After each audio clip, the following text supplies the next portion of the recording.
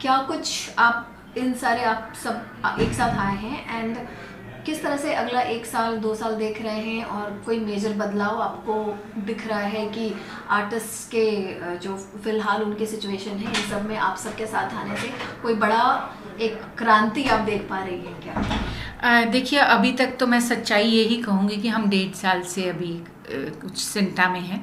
लेकिन जो मेन मुद्दे थे, जो टाइमली पेमेंट थी या जो वर्किंग आवर्स की या कन्वेंस की, हम वो नहीं करवा पाए। उसका रीज़न, हम बहुत जगह गए, कई मिनिस्ट्रीज़ में भी, कई लोगों से भी मिले, लेकिन कुछ हो नहीं पाया।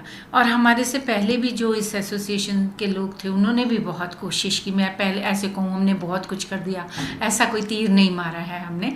लेकिन हाँ, अभी क्योंकि अरुण गोविल जी संसद में हैं और उन्होंने सांसद हैं वहाँ के, और उन्होंने ये आवाज़ उठाई, क्योंकि बहुत सारे लोग आप देखते होंगे मतलब एक्टर्स पॉलिटिशियंस हैं, लेकिन वो ये मुद्दा नहीं उठाते। एक्टर्स की प्रॉब्लम्स, फिल्म इंडस्ट्री के जो चकाचौंध के पीछे जो एक अंधेरा है, उसको लोगों को नहीं दिखाई देता। जो आम आदमी है उनको लगता है वाह क्या ग्लैमरस लाइफ है, कितनी अच्छी ये ज़िंदगी जी रहे हैं। लेकिन जब मैं सिंटा की जनरल सेक्रेटरी बनी और मेरे पास लोगों ने आना शुरू किया और अपनी प्रॉब्लम्स बतानी शुरू की कि उपासना जी, हम साल में 1200 रुपये भी बहुत मुश्किल से दे पाते हैं।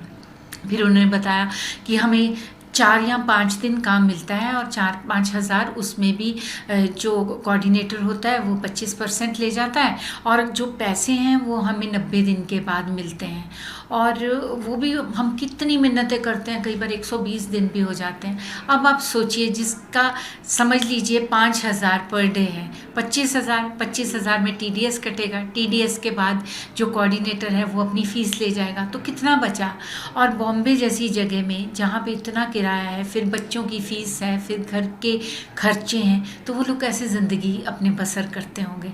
सो मैंने यहाँ पे देखा कि लोग अपनी हेल्थ का, अगर उनका कुछ प्रॉब्लम है तो वो भी नहीं सॉर्ट आउट कर सकते, वो डॉक्टर्स के पास नहीं जा सकते हैं क्योंकि उनके पास पैसे नहीं है। वो घर को ही पता नहीं कैसे चला रहे हैं, उनको अपने बच्चों की स्कूल फ़ीस भरने का वो नहीं है।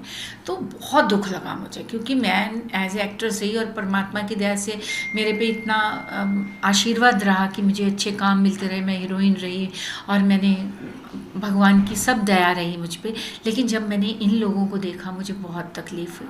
और अब हम लोग लगातार कोशिश कर रहे हैं। कॉट है, उसमें प्रीति सप्रू जी हैं चेयरपर्सन, मुकेश ऋषि जी हैं, मिथुन जी हैं, जॉनी लीवर जी हैं, इधर भी हमारे सिंटा में भी प्रेसिडेंट पूनम ढिल्लन जी हैं, दीपक पराशर हैं, मुकेश ऋषि हैं, अच्छे अच्छे लोग हैं, हेमंत पांडे हैं। हम लोग सब बहुत कोशिश कर रहे हैं। तो अभी हमें एक उम्मीद जागी है अरुण जी से, क्योंकि जब भी इन्होंने संसद में आवाज़ उठाई तो हमें पहली बार लगा कि अब शायद कोई काम बन सकता है, जो हम कितने सालों से कोशिश कर रहे हैं। आज अरुण जी यहाँ पे आए थे और बहुत ही पॉजिटिविटी रही, क्योंकि उन्होंने कहा कि 2 महीने बाद हम लोग जो है यहाँ पे आएंगे, हम मिनिस्टर्स को लेके आएंगे और हम लोग ये लागू करवाएंगे कि वर्किंग आवर्स कितने होने चाहिए। जैसे कि आम आदमी, जब कोई भी मज़दूर भी काम करता है वो 8 घंटे काम करता है, हम लोगों की जो नॉर्मल शिफ्ट है वो 12 घंटे की है, वो 12 से भी 14 हो जाते हैं। तो उन्होंने कहा कि मैं इस पे भी वर्क करूँगा और मैं ये भी देखूँगा कि लोगों को टाइमली पेमेंट मिले। उसके लिए हम क्या क्या कर सकते हैं, जैसे कि अभी हमारे जो माननीय प्रधानमंत्री हैं नरेंद्र मोदी जी, उन्होंने भी कुछ लेबर लॉज निकाले हैं जो कि बहुत अच्छे हैं, वो हमारे यहाँ भी इम्प्लीमेंट होने चाहिए। हमने कहा कि उधर ही नहीं, हम भी एक तरह से लेबर ही हैं, तो मतलब हमारे को तो लोग हायर करते हैं, हमारे एक्टर्स एज हायर किए जाते हैं कुछ टाइम के लिए। तो उन्होंने इसका हमें आश्वासन दिया है और मुझे पूरा यकीन है कि कुछ अच्छा होने वाला है। और हम अपनी तरफ से तो पूरी कोशिश करेंगे, क्योंकि जितना टाइम भी हम सिंटा में हैं, यहाँ पे मैं आपको बता दूँ, यहाँ पे ऐसा नहीं है कि हमें कोई फ़ीस मिलती है या हमारी कोई पेमेंट मिलती है। हम अपनी मर्ज़ी से यहाँ अपना टाइम देते हैं और हम चाहते हैं कि कुछ अच्छा हो जाए, क्योंकि मैंने इतने साल इंडस्ट्री को दिए हैं। मुझे लगता है कि अब मेरा टाइम ऐसा है कि मैं अपनी इंडस्ट्री को कुछ दे सकूं। सो बहुत दिल से कोशिश कर रहे हैं कि कि कुछ अच्छा हो और सबके लिए, तो हिस्ट्री हो जाएगी फिर कि पहले जैसे हुआ करता था 9 to 6 की शिफ्ट होती थी, 2 to 10 की शिफ्ट होती थी। तो भगवान करे वो टाइम आए और लोगों को टाइमली पेमेंट मिले। सारे प्रोड्यूसर्स को भी ये समझना चाहिए कि सिर्फ बड़े एक्टर्स को तो कोई प्रॉब्लम ही नहीं है, लेकिन जो छोटे एक्टर्स हैं जिनके मतलब एक्टर्स बड़े ही हैं वो भी, लेकिन जिनको कम पेमेंट मिलती है उनके ऊपर मुझे लगता है ये चीज़ें ज़्यादा असर करेंगी। एंड बहुत सारे पुराने लोग जो आपकी टीम में थे वो सब भी उसमें हैं, तो do you miss being part of it? देखिए वो एक टाइम था जब हमने किया और 2.5 साल हम नंबर 1 पे भी रहे। लोगों ने मेरे कैरेक्टर को बहुत एंजॉय किया। बुआ, मैं जग बुआ हो गई, आज भी लोग उस बात को याद करते हैं। जैसे मेरा जुदाई का अब्बा डब्बा जब्बा हिट हुआ था, ऐसे ही ये पिंकी बुआ भी हिट हुई। लेकिन मुझे इस बात का कोई अफसोस कभी नहीं होता कि मैं अब क्यों नहीं हूँ, या मैं हमेशा सोचती हूँ कि जितना मेरे लिए लिखा गया था, भगवान ने जो मेरे लिए लिख दिया कि आप इतना टाइम कोई भी काम करोगे तो डेफिनेटली मैं उतना ही करूँगी।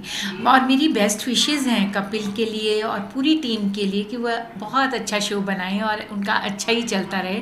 हाँ, और बहुत लोगों ने ऐसा कहा, प्रेस मीडिया ने भी ऐसे आप लोगों ने फैला दिया कि हम लोगों का कोई झगड़ा है। हमारा कोई झगड़ा नहीं है। मेरे लिए आज भी कपिल छोटे भाई की तरह है और हमारी बात भी होती है। लेकिन मैं चाहती हूँ कि या तो रोल वैसा हो जैसा मैंने किया था, ऐसा नहीं कि मैं कभी भी वो शो कर सकती हूँ अगर वैसा रोल मुझे दोबारा दिया जाए। लेकिन मैं एक इनसिग्निफिकेंट रोल करना नहीं चाहती कि मैं पीछे खड़ी हूँ या छोटा सा एक रोल, मुझे वैसा काम अब करना नहीं है।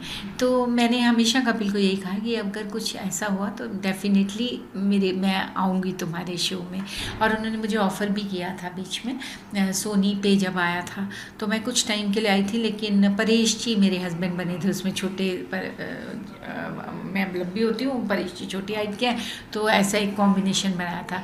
लेकिन उस टाइम कपिल फिल्मों में बिजी था, तो उसने मुझे कहा उपासना जी मेरे पास टाइम ही नहीं है कि मैं कैरेक्टर को ज़्यादा मतलब वो कर पाऊँ, क्योंकि वो फिल्में कर रहे थे, तो मैं ज़रूर इस पर ध्यान दूँगा।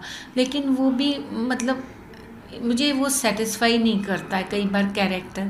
और अभी मैं खुश हूँ, मैं अपनी फिल्में कर रही हूँ। मैंने अभी मेरी चिल मारना ब्रो एक कॉमेडी फिल्म मैंने की है। अभी एक गौ माता पे फिल्म बनी है गौदान, जो एक बिल्कुल ही डिफरेंट एक गौ पे फिल्म है कि हम अपनी गौ माता को हम माता मानते हैं भारत में, तो क्या उसके साथ होता है, क्या प्रॉब्लम्स आती हैं, तो वो की है।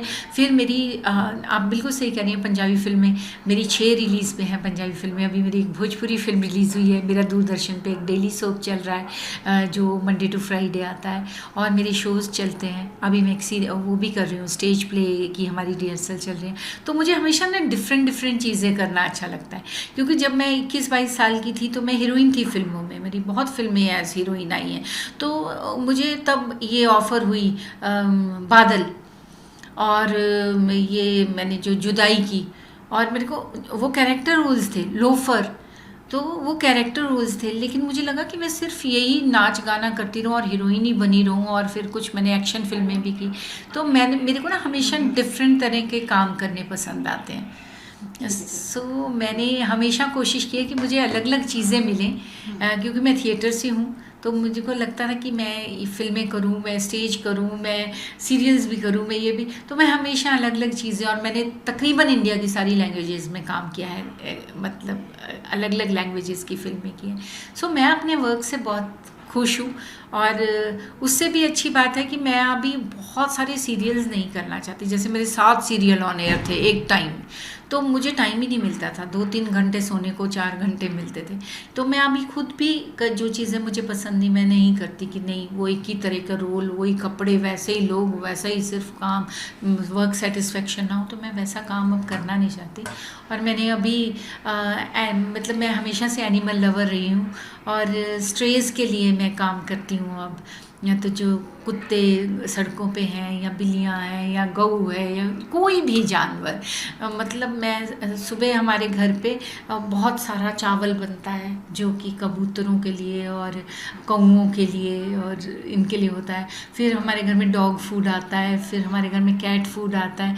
तो मेरे बिल्डिंग के नीचे 15 कैट्स हैं। इस टाइम 4 बिल्ली के बच्चे हमारे घर के बाहर को छोड़ गया, वो मैं उन्हें पाल रही हूँ। 4 स्ट्रे कैट्स मेरे घर में रहती हैं, और मेरे पास मतलब इतने सारे बच्चे हैं ना इस टाइम, मतलब मैं उन्हें अपने बच्चे ही कहती हूँ। मैं अगर अपनी सड़क पर निकल जाऊँ तो आपको सारे कुत्ते बिल्लियाँ मेरे पीछे भागते हुए दिखाई देंगे।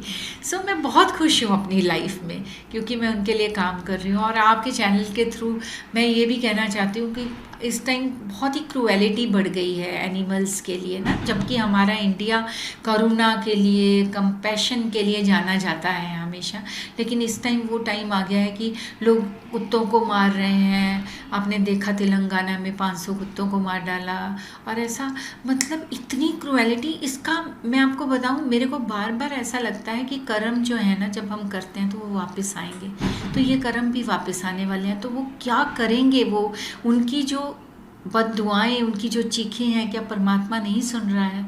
सो प्लीज़ अपने बच्चों को ऐसे संस्कार दीजिए कि वो जानवरों को ना मारे। बहुत सारे एनिमल लवर्स, मैं उनकी थैंकफुल हूँ।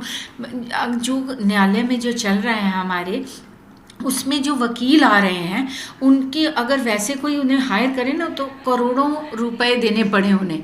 वो बिना पैसे के इतने सारे वकील इन बेजुबानों के लिए लड़ रहे हैं। पहले तो उनका थैंक यू। फिर वो फीडर्स जो अपने पैसे खर्च के जानवरों को खाना खिलाते हैं, और लोग उनको भी कितना टॉर्चर करते हैं, तो उनको मैं थैंकफुल मैं उनकी हूँ कि ये है असली इंसानियत। मैं उन्हें इंसान मानती हूँ, नहीं तो फिर राक्षसों और इंसानों में फ़र्क क्या है? जब लोग बोलते हैं ना कि वो कोई आदमी मारता है किसी को, कहीं गर्म पानी डाल देते हैं, कहीं कुछ कर देते हैं, तो बोलते हैं ए कुत्ते। मैं बोलती हूँ कुत्ता मत बोलो उन्हें, ये कुत्ते की इंसल्ट हो रही है। कुत्ते तो कहीं बेहतर हैं उन ऐसे वाले इंसान होने से। और जितने रेप केसेस, जितनी क्रूएलिटी, जितना मारपीट जो बढ़ रहा है, मर्डर्स बढ़ रहे हैं, अगर कोई आदमी जानवर को मार सकता है ना, तो वो आपको भी मार सकता है, क्योंकि उसके अंदर करुणा दया है ही नहीं। उस आदमी से आप सावधान रहिए। वो आपकी बच्ची के, जो कुत्ते का रेप कर सकता है, वो आपकी बच्ची का भी रेप कर सकता है।